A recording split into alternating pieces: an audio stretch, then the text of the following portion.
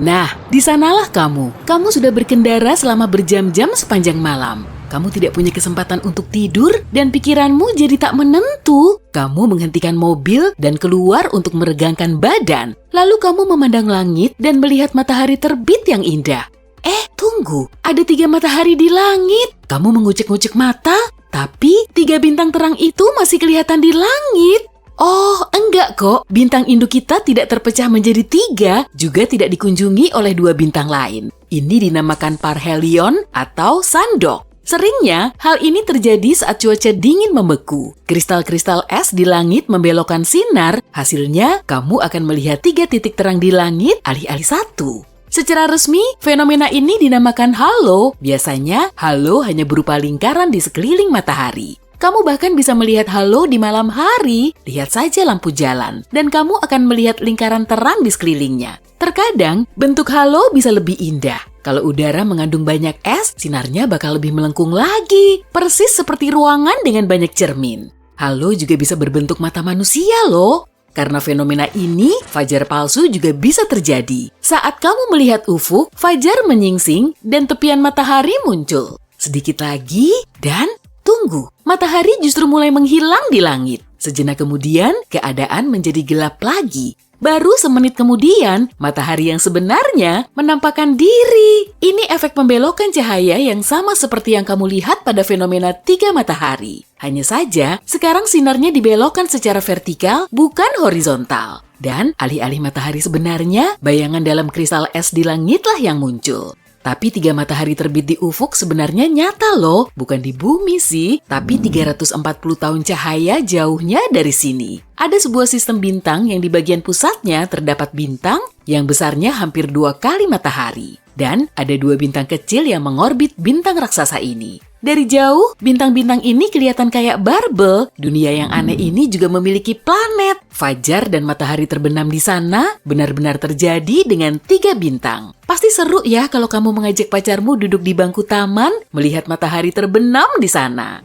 Sekarang kamu di rumah, sedang melihat YouTube diiringi suara badai petir. Tiba-tiba kamu dengar kaca jendela pecah dan lampu di rumah padam. Kamu melihat seberkas sinar biru terang dari bawah pintu ruang sebelah. Kamu membuka pintu dan melihat sebuah bola petir seukuran bola basket. Bola itu menggantung diam, sekali-sekali melepas sambaran kilat kecil di sekitarnya. Sesaat kemudian, bola itu terbang menjauh menuju jendela tempat masuknya tadi. Yang kamu lihat itu adalah petir bola. Jelas sih, fenomena ini telah teramati di berbagai bagian dunia dan selalu membuat takut manusia. Pada tahun 1753, seorang pelaut berpengalaman naik ke geladak kapal. Dia memandang keluar dan melihat sebuah bola api biru besar di atas air. Para pelaut ingin berbalik arah dan mengejar bola mistis ini. Tapi gerakannya terlalu cepat. Sebelum mereka bisa mengubah arah, bola api itu sudah terbang ke atas dengan kecepatan luar biasa. Lalu, terjadi ledakan berkekuatan 1000 meriam. Ledakan itu merobek puncak tiang kapal dan beberapa pelaut terlempar ke belakang karena gelombang kejutnya. Di saat yang sama, bola itu menghilang hanya meninggalkan bau belerang yang tidak biasa.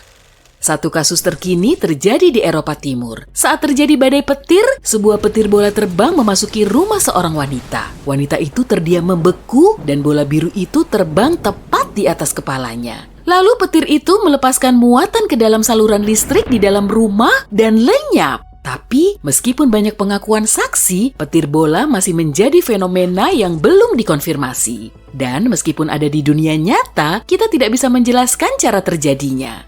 Sebagian ilmuwan bahkan telah mampu membuat petir bola di laboratorium. Tapi bola-bola itu tidak stabil dan sama sekali tidak mirip dengan yang digambarkan para saksi mata. Lanjut. Awan ini mirip dinosaurus ya, yang itu kayak kucing. Dan ini, wah, awan-awan ini kayak mau runtuh. Untungnya itu cuma awan memetes. Bentuknya sangat mirip gumpalan awan yang siap menghantam tanah. Tenang, itu tidak akan terjadi, tapi kamu sebaiknya mulai mencari tempat berlindung. Awan seperti itu adalah pertanda akan datangnya badai petir hebat. Dibutuhkan banyak udara lembab dengan kristal-kristal es di atasnya dan udara kering di bagian bawah untuk membentuk awan ini. Lalu, arus udara vertikal terbentuk di antara lapisan awan ini. Dan arus ini membuat awan jadi berbentuk otak manusia. Wah, Awan raksasa ini tampak seperti kubah yang akan menutupi seluruh kota. Dan memang itulah yang terjadi. Awan raksasa menutupi area luas, lalu turun hujan deras di daerah itu. Kadang, bagian depan awan itu memiliki bentuk yang aneh, seperti yang tampak di gambar ini. Tapi lebih mirip dengan awan spaghetti raksasa, atau bahkan cacing awan raksasa. Fenomena ini sering terlihat di Australia dan dinamakan morning glory. Ini terjadi karena angin kencang memilin awan di kedua sisinya, lalu lembaran udara besar itu terpisah menjadi lajur-lajur tebal. Dan kadang, kamu bisa melihat awan di langit yang terbuat dari burung. Wow, awan itu bergerak dan berubah bentuk dengan cepat. Awan itu menjadi lebih transparan, tapi kemudian lebih padat dan gelap lagi. Sepertinya, burung-burung itu sedang menari atau beratraksi. Tapi mereka melakukannya bukan untuk keindahan atau kerumunan penonton yang berkumpul di bawah, melainkan untuk perlindungan. Saat burung-burung berkumpul membentuk awan seperti itu, mereka mengintimidasi burung pemangsa. Seekor elang atau raja wali akan kesulitan untuk memilih satu sasaran di antara sekian banyak burung. Dan mereka bergerak cepat, saling melindungi satu sama lain. Ikan juga bergerombol dalam kawanan dengan cara yang sama. Gerombolan itu bisa membuat ngeri pemangsa yang lapar. Untuk fenomena luar biasa lain, kita harus melihat bumi dari atas saat malam. Kita menuju Timur Tengah. Ada gurun pasir yang luas di sini dan suasananya sangat gelap. Kecuali di satu titik ada lingkaran besar yang bercahaya dengan sinar oranye terang. Kawah Darvaza. Ini adalah kompor gas raksasa. Bertahun-tahun lalu, para geolog menemukan gas di sana dan mereka mulai menambangnya. Tapi ketika melakukan penggalian, mereka menemukan rongga bawah tanah. Rongga itu runtuh dan membentuk kawah. Ukurannya seluas setengah lapangan sepak bola dan sedalam bangunan 5 lantai. Gas mulai keluar dari retakan di dalam kawah, dan karena banyak hewan sering makan rumput di dekat tempat ini, gas itu bisa membahayakan mereka. Lalu, para geolog memutuskan untuk menyulut api ke aliran gas ini guna menguras sumbernya. Dengan satu percikan, kawah itu dipenuhi tiang api setinggi 10 meter. Para geolog mengira api itu akan padam dalam 1 atau 2 hari. Tapi jika kamu datang ke sini sekarang, kamu akan melihat gerbang menuju dunia bawah tanah ini masih terbakar. Dan itu sudah berlangsung hampir selama 50 tahun. Di tahun 2013, seorang pria turun ke dasar kawah menyala itu untuk pertama kalinya. Dia mengumpulkan berbagai sampel di sana, dan para ilmuwan menemukan bakteri yang tidak bisa ditemukan di tempat manapun di bumi. Bakteri ini cukup nyaman tinggal di dasar kompor yang menyala tanpa henti ini. Satu fenomena mistis lain bisa dilihat di gurun pasir. Pasir terjun. Saat angin membawa banyak pasir ke tepi tebing, pasir mulai longsor. Nah, kalau efek ini terjadi 100 kali, kamu akan melihat pasir terjun di Arab Saudi. Ini benar-benar seperti air terjun Niagara, tapi tidak ada setetes air pun. Penduduk setempat berkata, fenomena ini memperingatkan akan datangnya badai pasir. Dan fenomena terakhir ini hanya bisa dilihat di musim dingin. Kamu melihat sungai yang membeku dan ada beberapa batu yang mencuat keluar dari es. Tapi saat mendekat, kamu jadi ketakutan. Sebab itu bukan batu, melainkan moncong buaya.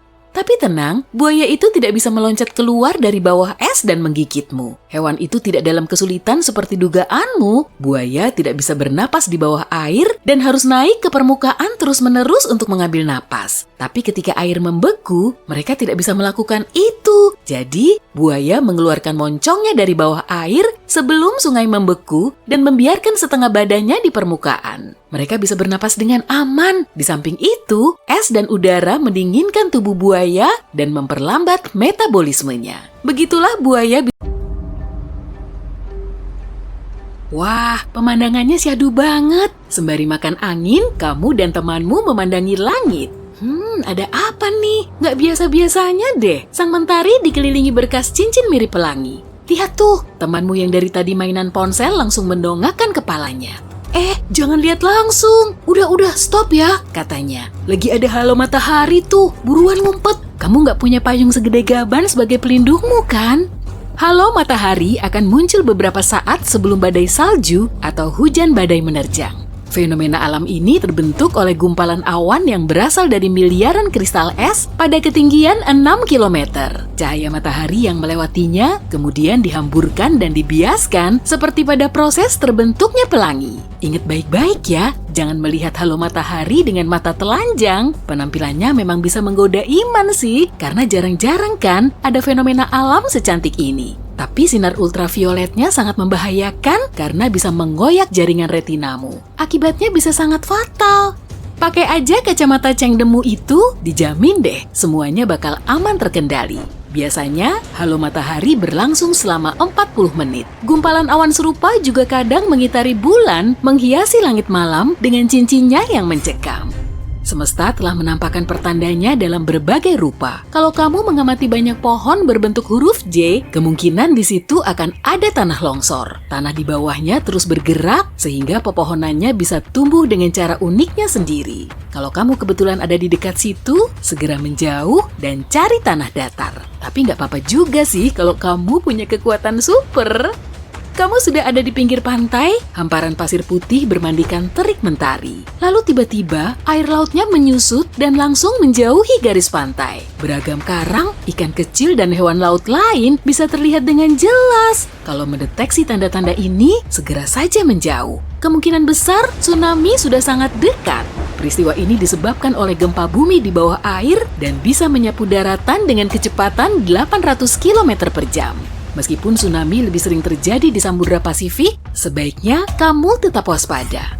Kalau kamu melihat deretan ombak kecil di dekat pantai, jauhi saja ya. Kemungkinan bahaya sedang mengintaimu karena di situ terdapat arus pecah. Ombak bisa menerpa pantai dengan cara yang nggak biasa sehingga memicu arus pecah. Kamu juga bisa mengamatinya saat ada celah aneh di sela-sela deburan ombak atau ketika rumput laut bergerak-gerak ke berbagai penjuru. Saat berada di situasi seperti itu, usahakan tetap mengapung dan jangan boroskan energimu dengan melawan arus. Sambil terus menepi, usahakan tetap mencari pertolongan.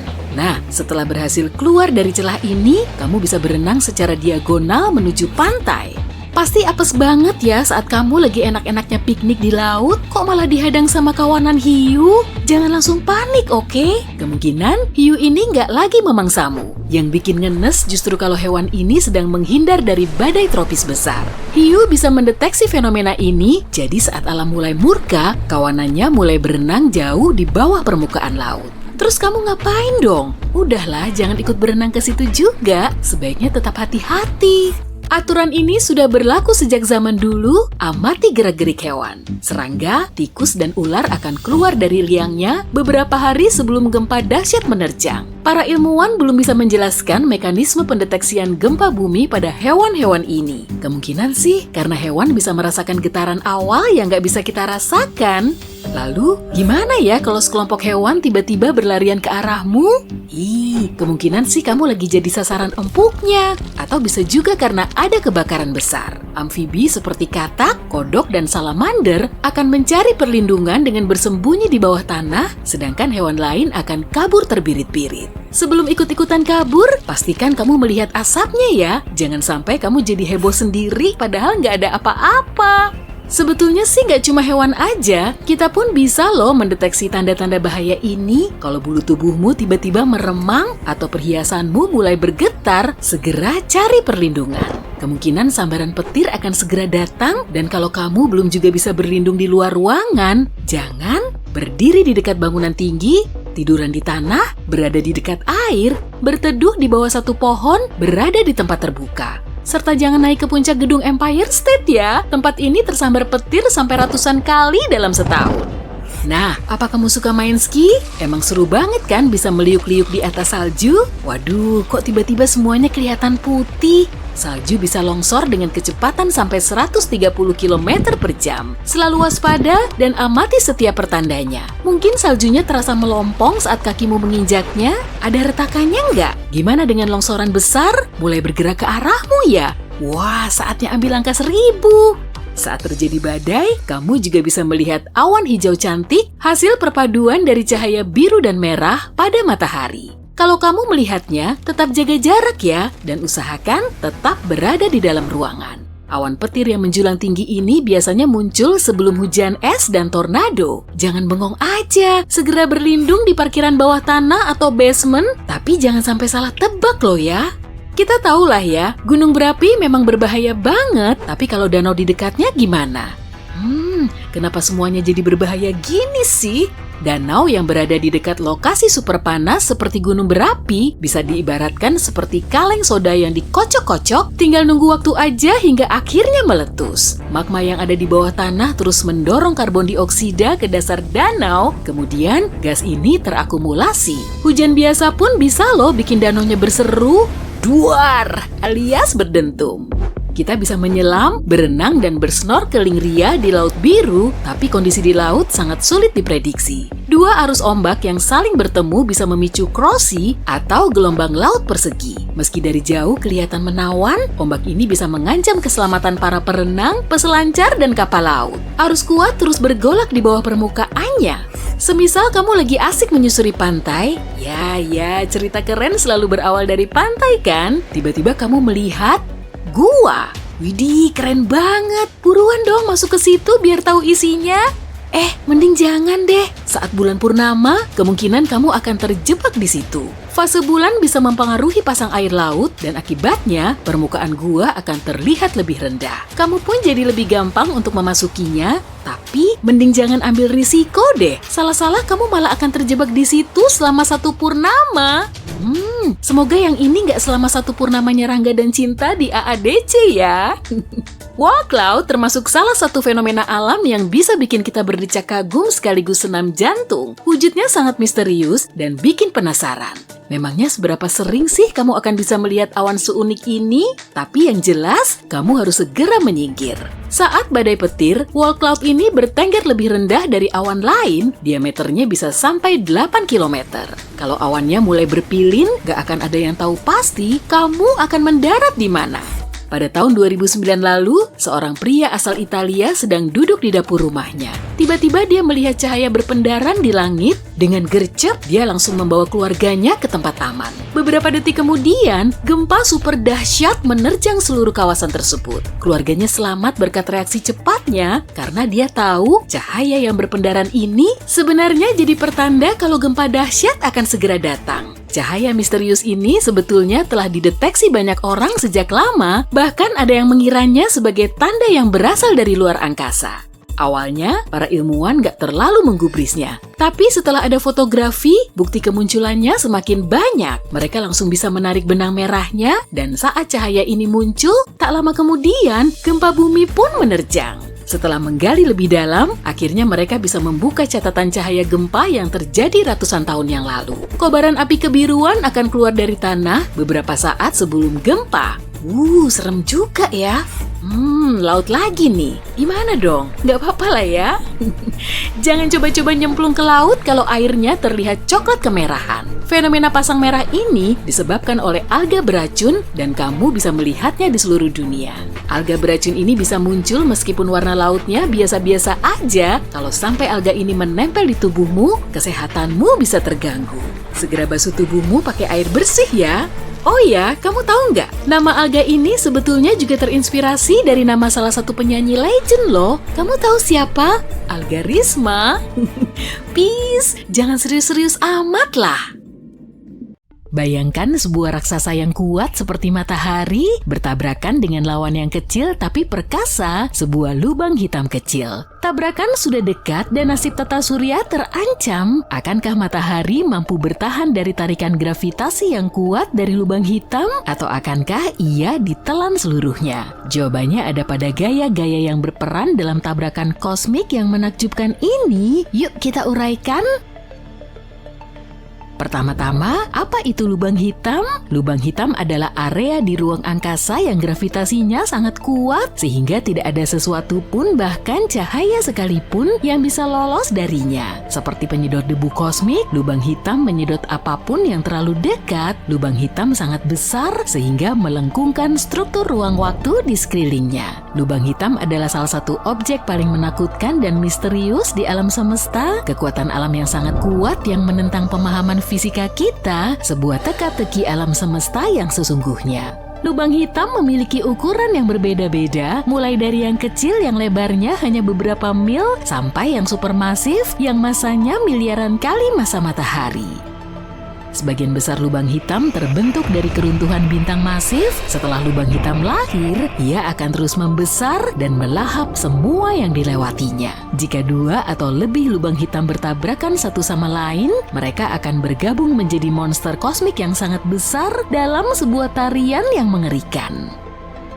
Tapi bagaimana dengan yang lebih kecil? Lubang hitam terkecil yang diketahui disebut lubang hitam bintang. Lubang hitam ini memiliki massa 3-10 massa matahari, tapi ukurannya sangat kecil. Lubang hitam ini seperti mengambil semua materi di tata surya dan memadatkannya menjadi benda sebesar kota New York.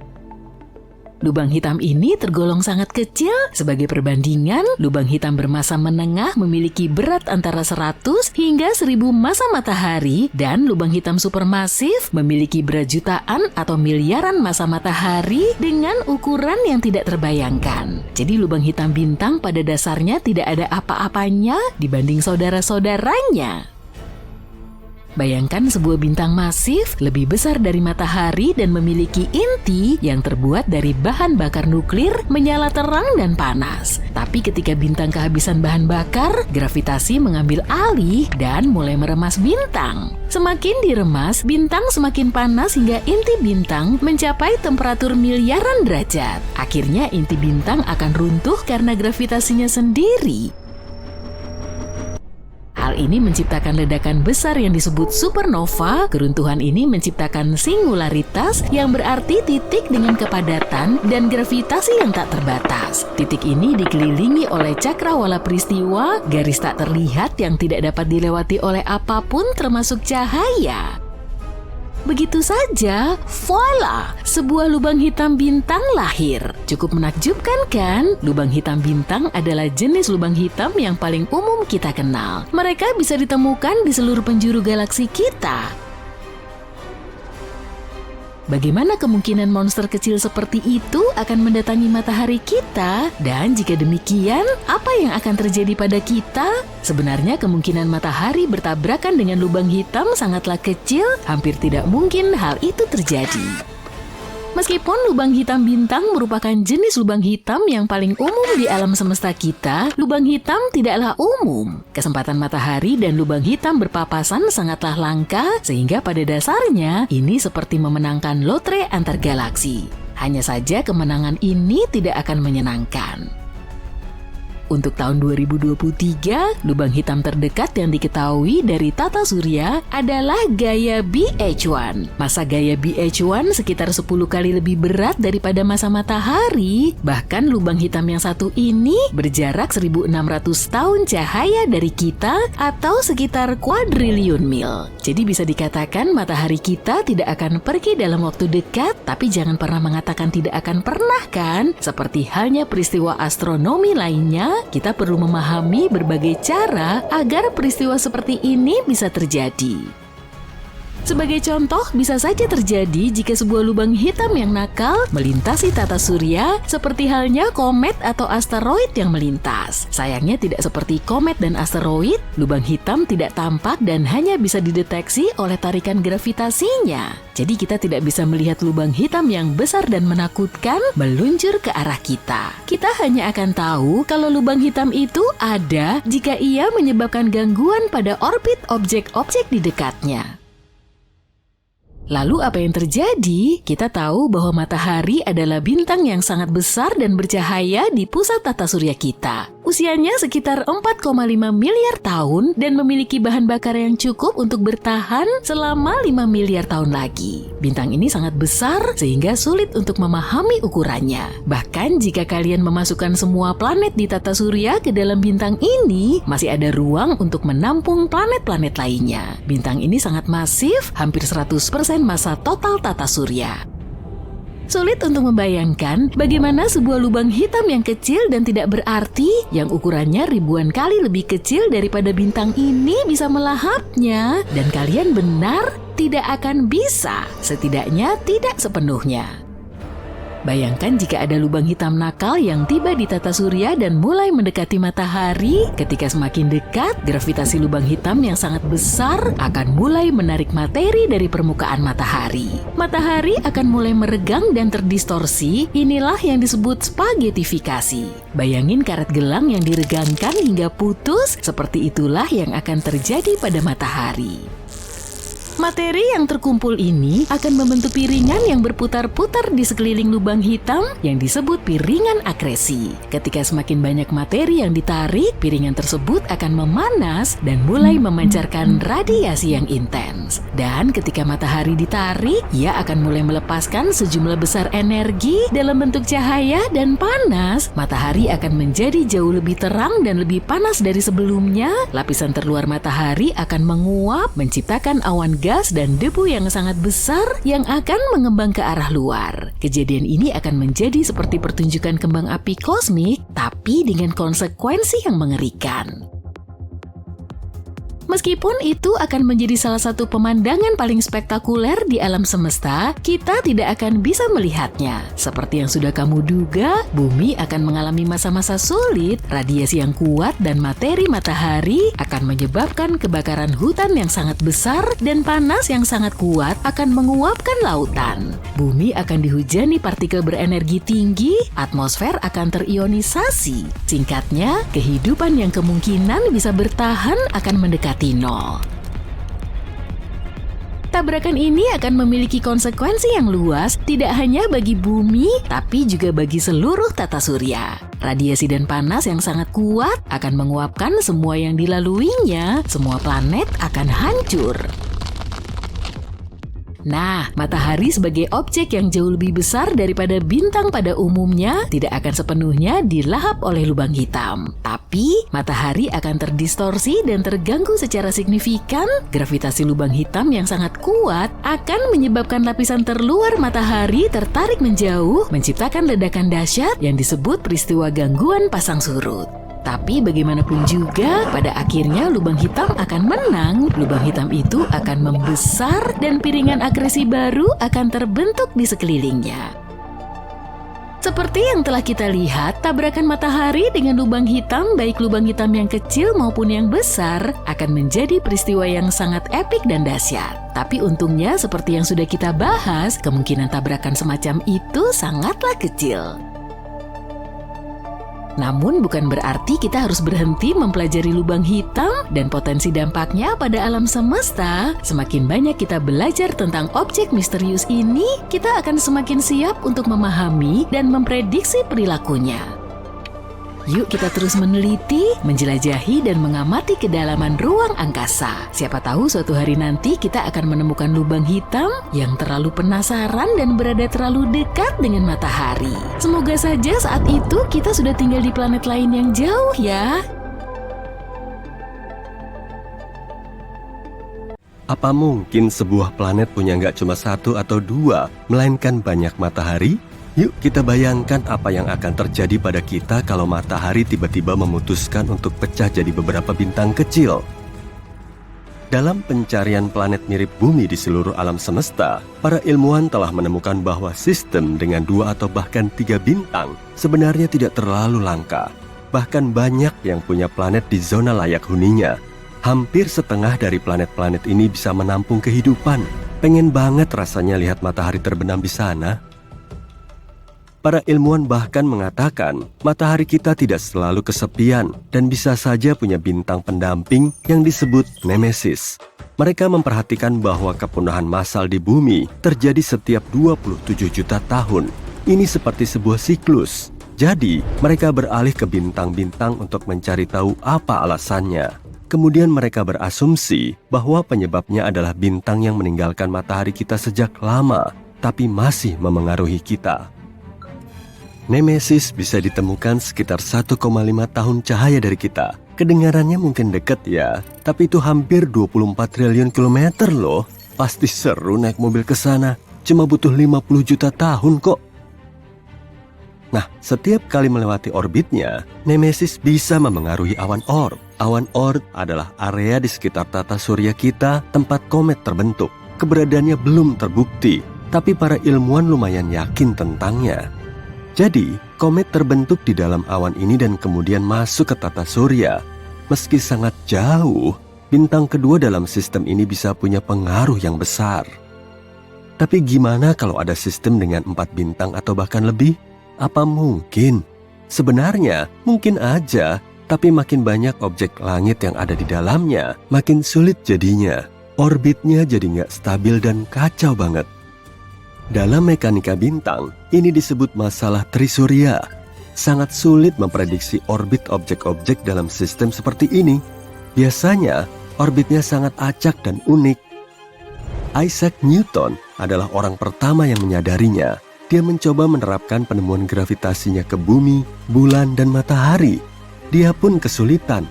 Tidak mudah untuk memahami bagaimana 3 objek bintang mengorbit begitu stabil di sekitar satu sama lain. Dan itu cuma planet dan satelit. Bagaimana kalau memasukkan beberapa bintang? Aku senang ada orang lain yang mau memperhitungkannya. Aku ya. Ngomong-ngomong, kita tahu bahwa sistem trisurya sangatlah kacau. Tapi gimana kalau sistem dengan lebih banyak bintang? Itu amat sangat langka. Pada tahun 2021, NASA menemukan sistem 6 bintang. Itu nggak masuk akal.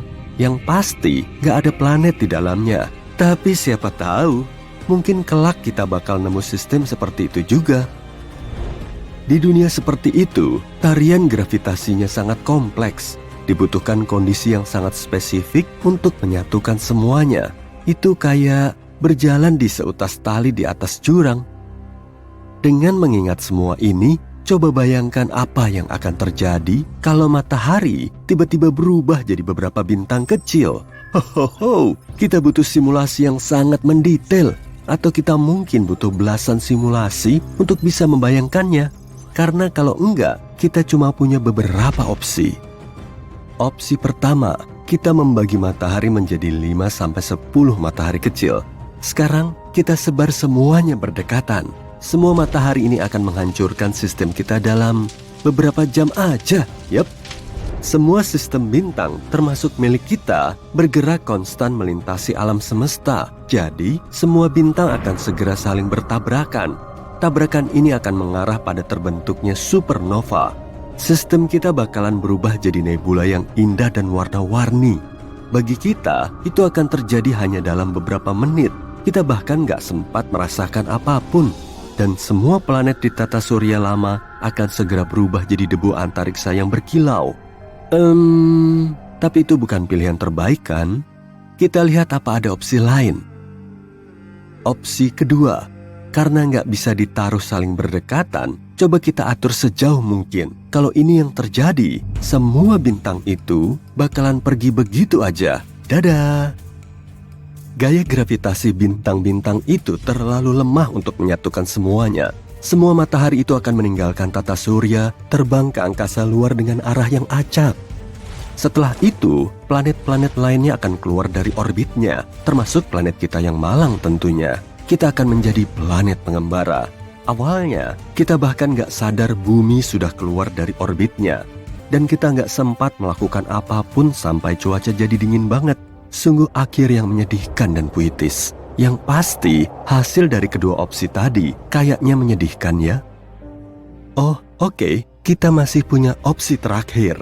Masalah utama kita adalah kita membuat tiap bintang kecil ini punya massa yang sama. Tapi lihat saja semua sistem multibintang yang telah kita temukan ini. Kita bisa lihat bahwa tak satu pun kelihatan seperti sekelompok bola bercahaya. Sebaliknya, ada beberapa bintang besar di sana, dan sisanya yang kecil mengorbit di sekitarnya. Jadi, gimana kalau 2 bintang besar dan 2 bintang kecil?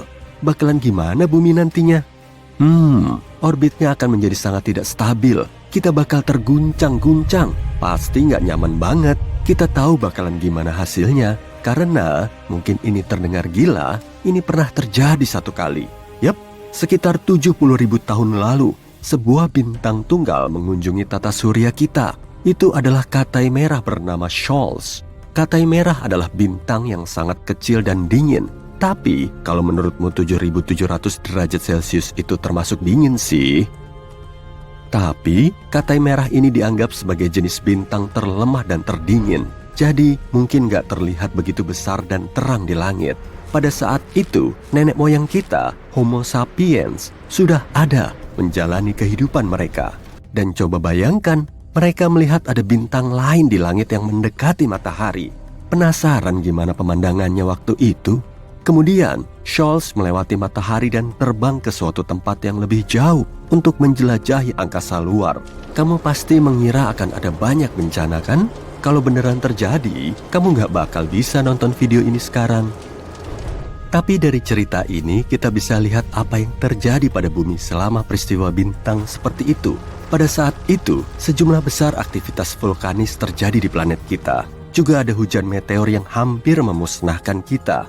Nenek moyang kita pasti pernah mengalaminya. Hal serupa akan terjadi di planet hipotesis kita yang punya 4 matahari. Tapi dalam skala yang jauh lebih besar, aktivitas gunung berapi yang konstan, gempa bumi, tsunami. Selain itu, panjang hari akan berubah, sama seperti panjang semua musim dan 1 tahun secara keseluruhan. Semua nggak akan stabil lagi karena perubahan gravitasi yang teratur. Dengan kata lain, kamu nggak akan tahu kapan musim dingin tahunan atau musim panas yang terik akan datang. Dan saat kita tepat berada di tengah-tengah 2 bintang, malam nggak akan ada. Kedua bintang itu akan menerangi kedua bagian planet kita, dan kita harus tidur di bawah sinar matahari yang cerah. Dan kalau menurutmu ini sudah buruk, ingat, kita juga akan diserang oleh lebih banyak sinar ultraviolet dan angin surya karena 4 matahari kita. Warnanya juga akan berubah. Matahari akan jadi katai merah yang warnanya jingga merah mencolok di langit. Kita juga akan melihat lebih banyak gerhana matahari, tapi bukan bulan, matahari yang akan menutupi matahari lainnya. Mungkin cuma akan sedikit lebih gelap. Jujur, mustahil akan ada yang bertahan di bumi setelah semua ini. Mungkin aja sih, tapi silakan coba 100 simulasi sendiri kalau kamu ingin memastikan. Tapi secara teori, kita bisa bertahan dalam sistem bintang biner sederhana. Misalnya, di salah satu sistem yang terdiri dari 2 bintang berdekatan. Keduanya harus 2 kali lebih kecil dari matahari kita. Nah, ini baru skenario yang sempurna. Dan itu sangat mungkin di masa depan.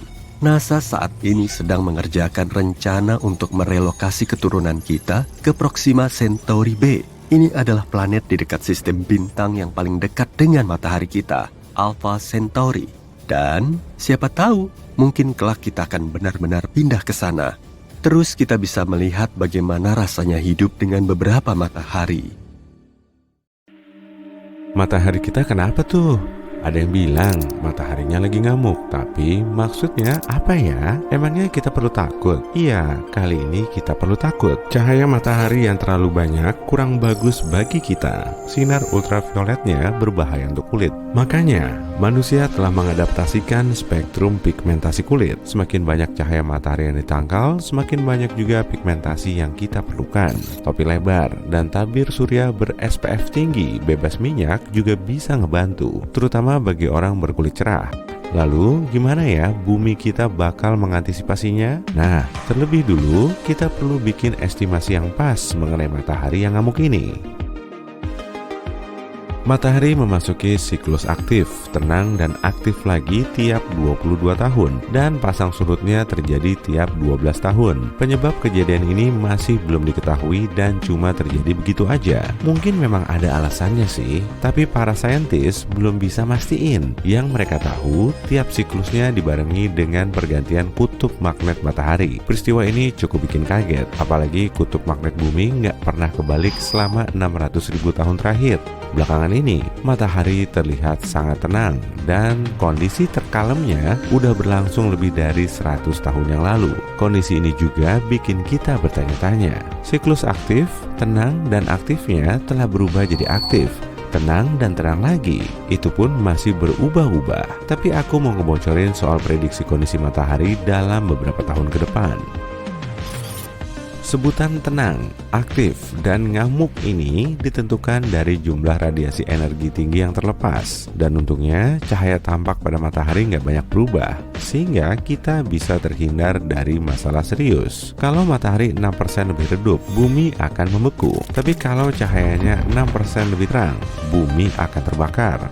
Cara termudah untuk nyari tahu aktivitas matahari adalah dengan mengamati bintik matahari. Semakin banyak bintiknya, maka semakin tinggi aktivitasnya. Diagram kupu-kupu bisa melacak aktivitas bintik matahari tiap 12 tahun. Caranya dengan nunjukin proses hilang dan munculnya bintik matahari secara berkala di berbagai bagian matahari.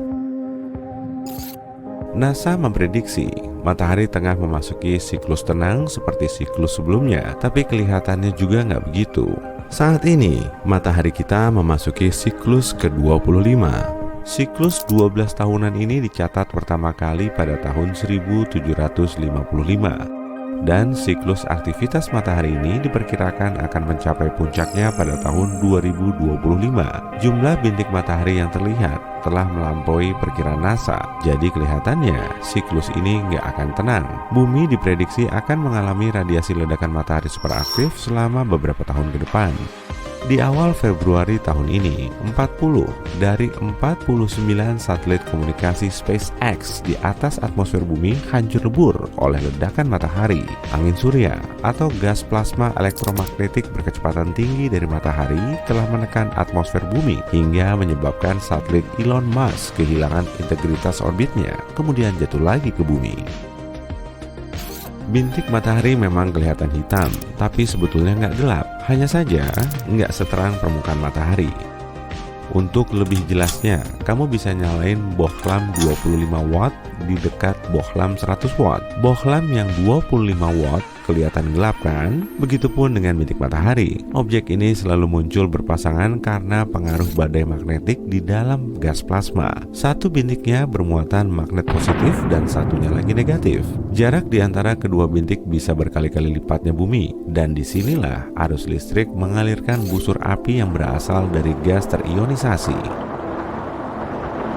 Suar matahari juga nggak kalah penting. Ledakan elektromagnetik kuat ini punya keterkaitan dengan bintik matahari. Saat gas plasma matahari yang super panas itu terus berpilin, garis medan magnet pada bintik matahari juga ikut berpilin. Lalu, setelah garis ini patah, ledakan kuat akan melepaskan radiasi sinar X dan sinar gamma dalam kecepatan cahaya. Gas kasat mata juga ikut terlepas. Suar matahari punya sistem klasifikasi berdasarkan kekuatannya. Yang paling berbahaya adalah suar matahari kelas X. Jenis suar ini bisa mematikan radio di seluruh dunia, serta membahayakan satelit, para astronot, dan penumpang pesawat di ketinggian. Suar matahari kelas M menghasilkan aurora cantik di kedua kutub bumi. Sedangkan suar matahari kelas C nggak menimbulkan efek berarti, tapi suar matahari nggak termasuk ledakan paling besar di permukaan matahari. CME, singkatan dari Coronal Mass Ejection atau lontaran massa corona, jauh lebih masif dan lebih berbahaya kalau sampai mengarah ke bumi. Jadi singkatnya, lontaran massa corona adalah ledakan yang berasal dari korona matahari. Ledakan ini melepaskan jutaan ton gas terionisasi panas dari korona. Kata korona sendiri berasal dari bahasa Latin yang berarti mahkota. Bagian ini berupa lapisan tipis gas terang di sekitar permukaan matahari. Korona matahari jauh lebih panas dari permukaannya. Suhu permukaan matahari berada di kisaran 5.550 derajat Celcius, sedangkan suhu koronanya sekitar 555.500 sampai 1.111.000 derajat Celcius. Kok suhu korona matahari jauh lebih panas ya? Memangnya proses apa aja yang berlangsung di situ? Para saintis masih perlu mendalaminya. Teori terbaru menyatakan panas korona disebabkan oleh gelombang bunyi dan reaksi nuklir matahari bisa menghasilkan banyak bunyi. Proyek GONG, singkatan dari Global Oscillation Networking Group alias Grup Jaringan Osilasi Global, didirikan untuk mengamati gelombang bunyi di matahari. Rupanya matahari kita bisa ngeluarin bunyi atau berosilasi mirip lonceng. Makanya para saintis mendirikan 5 tempat observasi di seluruh dunia yang berlokasi di India, Australia, Kepulauan Canary, Chili, dan Amerika Serikat. Di tempat-tempat ini mereka mengamati lebih dari 10 juta gelombang bunyi yang bergerak di permukaan matahari dan sekitarnya. Karena saat ini matahari berada dalam fase aktif, kita bisa ngelihat lontaran massa corona yang lebih kuat ke arah bumi. Gas yang dilepaskan matahari kemudian terionisasi, sedangkan elektronnya terlepas oleh panas. Akibatnya, bisa terjadi badai proton di ruang angkasa yang bergerak secepat 804,67 km per detik. Inti atom bermuatan positif ini kemungkinan besar akan dihambat atau dibelokkan oleh medan magnet di sekitar bumi. Atmosfer kita nggak bisa menangkal badai proton, meski 1,6 km udara di atas bumi bisa menghentikan sinar X dari suar matahari. Angin partikel cuma bisa dihentikan oleh magnetosfer bumi. Aurora cantik di sekitar kedua kutub magnet bumi bisa aja muncul. Bahkan kemungkinan besar akan meluas sampai ke garis lintang tengah saat bumi melintasi pelepasan massa corona. Amerika Serikat baru aja meluncurkan probe antariksa menuju korona matahari. Area ini bisa meluas sampai berkilo-kilometer. Bahkan Parker Solar Probe telah menjelajahi permukaan matahari sejauh 6.276.442 km atau sekitar 1/10 kalinya jarak matahari ke Merkurius. Meski terpapar suhu setinggi 1315,5 derajat Celcius, probe ini tetap berada pada suhu ruangan. Pelindung panas dari komposit karbon setebal 11,43 cm mampu melindungi teleskop dan magnetometer di dalam probe. Semua perangkat ini digunakan untuk mengukur intensitas angin surya. Kelima antena yang mengarah ke gas corona terbuat dari alloy yang bisa menahan suhu ekstrim. Siklus tenang matahari yang berlangsung 2 kali sekaligus kayak gini bikin kita jadi was-was. Bintik matahari sama sekali nggak terlihat di permukaannya dalam waktu lama. Seakan-akan distorsi magnetik yang biasanya kita lihat di fotosfer telah runtuh di bagian dalam. Magnetisme kuat sedang naik ke permukaan dan menembus korona. Pusat Nasional Riset Atmosfer di Boulder, Colorado, Amerika Serikat memprediksi siklus matahari ke-25 ini akan jadi salah satu siklus terkuat. Siklus matahari sebelumnya sangat tenang dan cuma ada 116 bintik matahari yang terlihat, padahal rata-ratanya berada di angka 170. Menurut prediksi, pada siklus matahari ke-25 akan ada 210 sampai 260 bintik matahari. Makanya, siklus ini akan jadi salah satu siklus terkuat sepanjang masa. Kita akan kehilangan lebih banyak satelit karena angin surya bertiup lebih kencang. Selain itu, jaringan listrik kita akan mengalami kelebihan daya saat puncak badai proton pada tahun 2025. Artinya, akan terjadi gangguan layanan internet ketika proton bermuatan positif melewati kabel dan trafo hingga mengalirkan daya berlebih. Tanggal 12 Maret 1989 silam, pelepasan massa corona kuat melanda planet kita dan mengacaukan jaringan listrik. Jangan-jangan hal kayak gini bakal terjadi lagi dalam waktu dekat? Semoga aja enggak, tapi kita perlu waspada.